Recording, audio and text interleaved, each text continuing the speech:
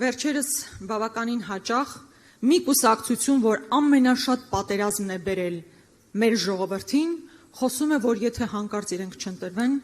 կարող է պատերազմ լինի։ Պատերազմի միագլուխ կուսակցություն ԿՓ-ն համարձակվում է որևէ այլ ուժի մեղադրել պատերազմ լինելու մեջ, ինչը ուղղակի եզակի ցինիզմ է, հատկապես մեր ուժին, ում առաջնորդի ժամանակահատվածում, պարոն նախագահի առաջնորդության ժամանակահատվածում ընդհանրապես պատերազմներ չեն եղել։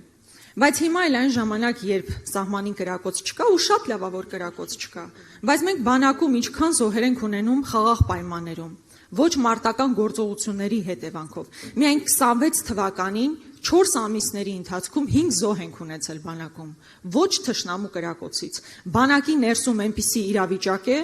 որ 4 ամսվա մեջ արդեն 5-րդ զոհն ենք ունենում, ինչը ուղղակի խայտարակություն է։ Այսինքն մի ուժ առավոտից իրիկուն սրտիկներով խաղաղություն եւ այլն, բայց բանակում 4 ամսվա մեջ արդեն 5-րդ զոհն ունենք։